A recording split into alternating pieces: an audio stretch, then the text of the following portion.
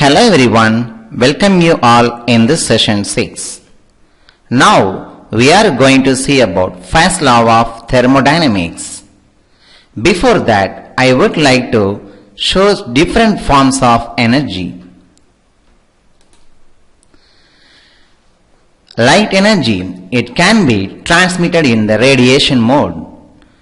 If a body or a person he runs with a velocity, then the kinetic energy will be impacted. If a heat is generated from the system or if the heat energy is dissipated from the system, then it is the type of thermal energy. If a flow of free electrons from high voltage to low voltage, then we can say it is the electrical energy. Then bombardment of the neutrons, we can develop an energy, that is the nuclear energy. Chemical composition and the chemical reaction will be takes places and then the form of energy will be changed, that is the chemical energy.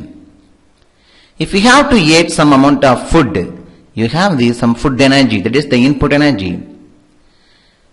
That stored energy, that is potential energy, it is the static position. The energy due to noise, it is called as sound energy. So we can say different forms of energies are available. This is the simple example for converting one form of energy into another form of energy. The first example says that a nail is to be inserted over a wooden plate. For inserting the nail, a hammer is used to give some pressure or forces towards the nail. In the first diagram shows that the hammer is at a particular height from the wooden plate and that hammer has a particular mass. Its entire weight is acted towards the downward direction, that is due to acceleration gravity. So we can say at the first diagram the amount of energy is stored inside the hammer is potential energy. When you start to give some forces towards the nail to insert it into the wooden board, that potential energy is converted into kinetic energy. How is it possible? Because the hammer starts to moving from the initial state to a nail and nail from the initial state. So the to and fro and the up and down movement of the hammer will take place. This it moves with a velocity. So we can say that a kinetic energy is impacted. All the input energy, that is potential energy and kinetic energies, are absorbed by the nail. Thereby it can fix to over the wooden plate. So that energy, stored energy, is called as mechanical energy. And the second diagram represents conversion of potential energy into kinetic energy. How gets converted? Please listen. A man, it starts to throw an arrow with the help of bow. Initially, the arrow is in the bow. It is ready to pull. And the energy associated at this stage is potential energy. Because it is at the static condition, it is ready to throw from the bow. When the arrow moves from the bow towards the direction of the force applied, the potential energy is converted into kinetic energy. So my dear friends, we can convert one form of energy into another form of energy. This is some examples for energy transformation. In battery and light, torch light, we can convert chemical energy into light energy. The chemical compounds are present inside the battery.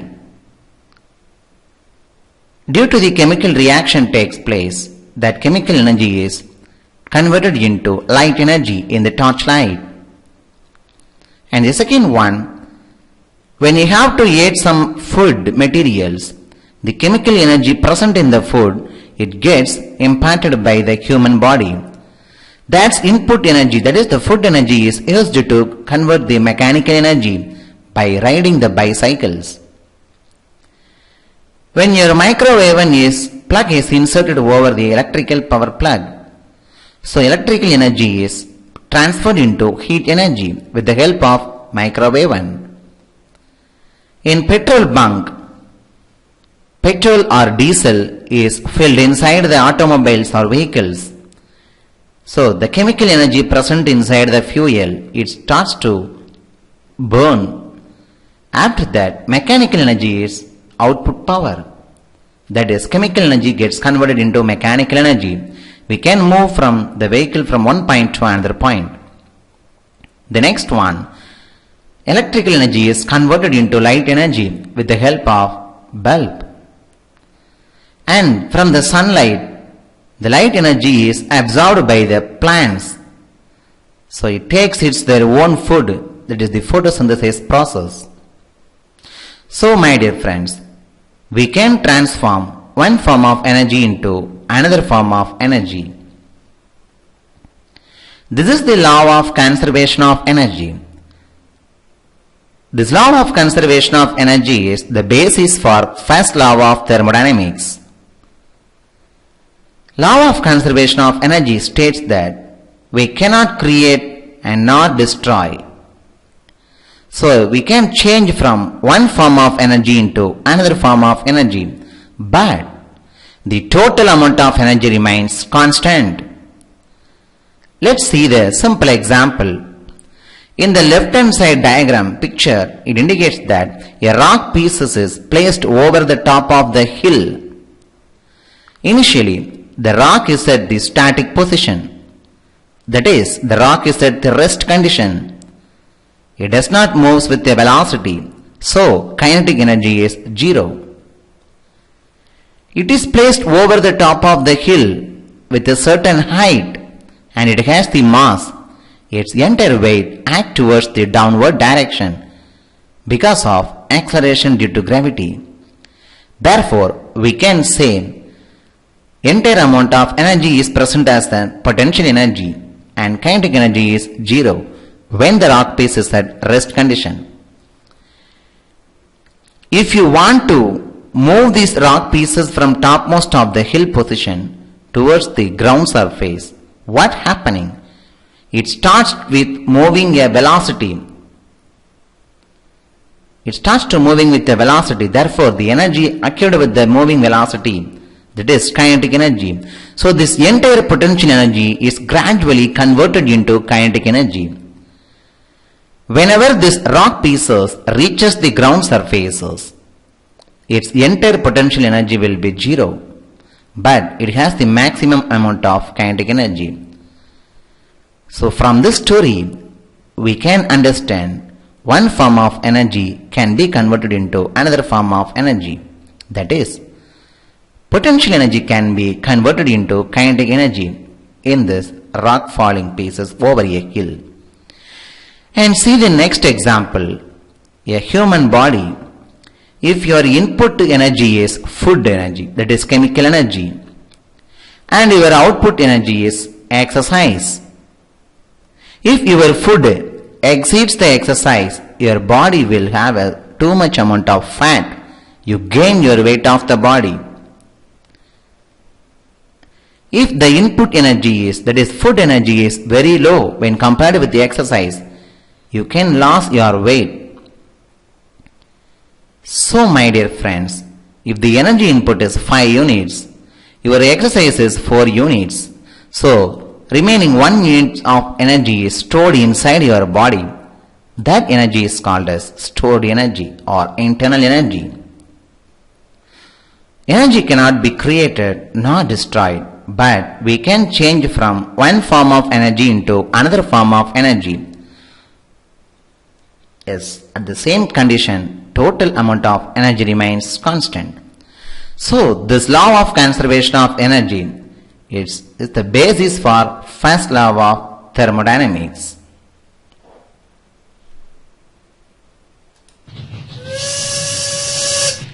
This is the best example for law of conservation of energy in steam locomotives. How this law of conservation of principle works? Let's we see. This is the energy transformation diagram inside the locomotive engines. For steam engine, we give heat energy as the input energy. It's converted into thermal energy, that is, steam is started to convert from water into steam, that is heat energy, thermal energy. After that, the steam is used to actuate the engine cylinder or piston cylinder. So, this engine starts to move from one place to another place. So, how does it work? Let's have a close look into the conversion of these energies in the locomotive engines. Here, the chemical energy of the fuel gets converted into heat energy when they burn. For example, in the steam engine, you put the coal in the furnace inside the engine. So you give carbon content, that is the chemical energy. When they are burned, this chemical energy gets converted into heat energy. Let us consider the supply of heat energy by burning the fuel be Q, capital Q. Generally, the unit for the heat is joule. This input heat energy is used to boil the water. Let the initial temperature of water be T1.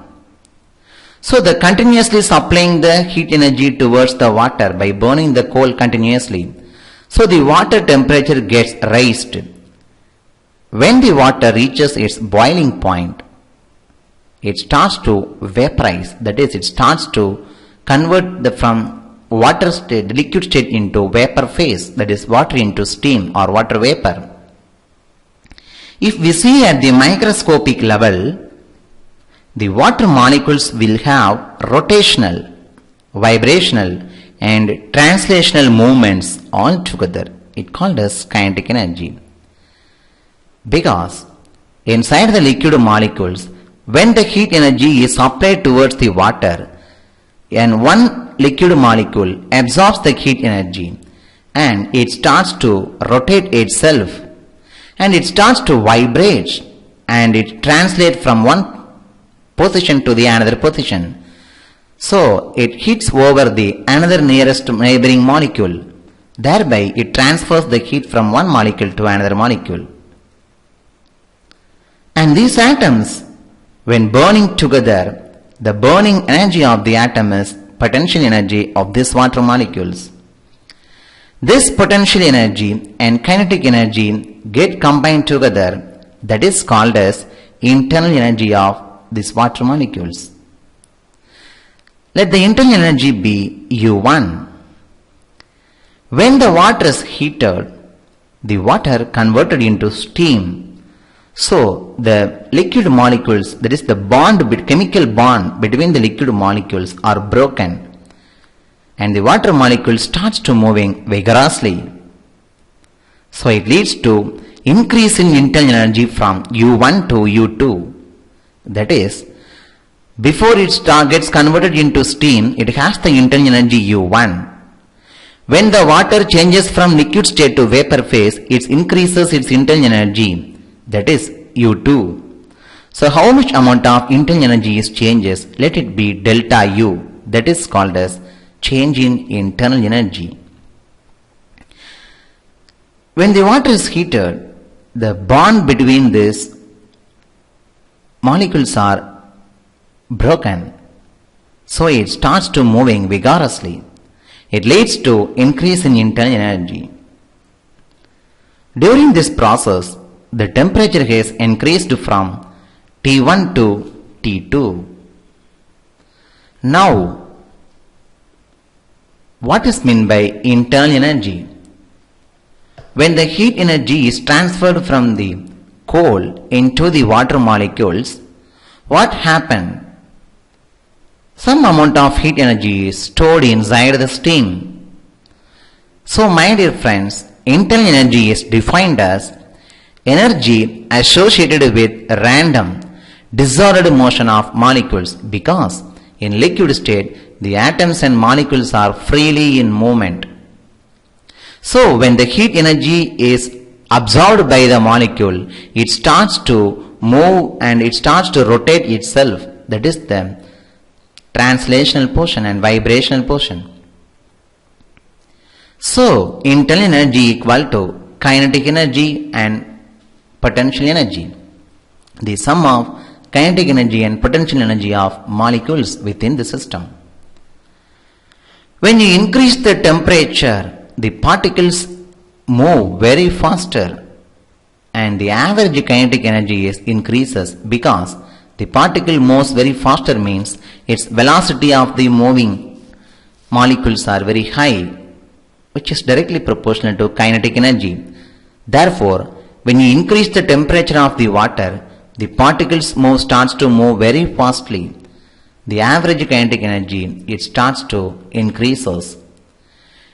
And the solid gets converted into liquid, while in case of water to water vapor, that is liquid to gas converted, particles are further apart and potential energy also gets increased. So internal energy is the function of temperature only. When you increase the temperature, it's both kinetic energy and potential energy increases, therefore internal energy is also increases. If the temperature decreases, its internal energy is also gets decreased. So Joule's law of internal energy states that the internal energy of a perfect gas is a function of temperature only. So this is related to the molecular structure and degree of molecular activity, how it behaves its physical structure, how it moves from one place to another place, what is the activity, molecular activity. So it can be viewed as the sum of kinetic energy and potential energy of the molecules of the system. So we can mathematically write the equation for internal energy is delta U equal to mCV del T, because the change in internal energy depends upon quantity of the substance, that is the mass of the substance, and temperature difference will create it, because before steam formation it has the temperature at T1. When you increasing the temperature, the internal energy will be increases. So how much amount of temperature changes will take place? That should be calculated as delta T, T2 minus T1. And Cv is the specific heat capacity at constant volume. It means, what is the meaning of specific heat capacity? Specific heat capacity is defined as the amount of heat required to increase the unit temperature of the fluid. To raise the 1 degree Celsius temperature, how much amount of heat energy is required? That is called as specific heat capacity. So, the change in internal energy delta U equal to mCV del T. The additional amount of heat supply is used to actuating the steam engine locomotive cylinder. From this explanation, we can conclude that according to this law, some of the heat energy given to the system is used to change the internal energy, while the rest is doing some work by the system. The change in internal energy takes place inside the liquid molecules and steam molecules.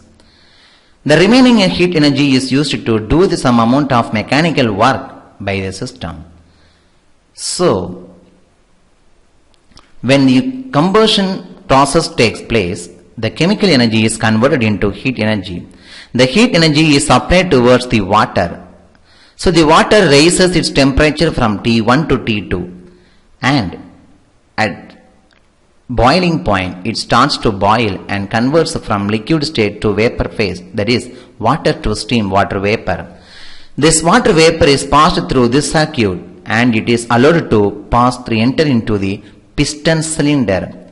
So this pressure, it has some amount of pressure. The steam is strike overing the piston. The piston starts to move from rightward direction towards the leftward.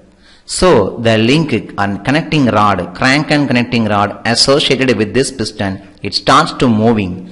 Thereby we can move the engine from one point to another point. This is the how the conservation of energy principle takes place.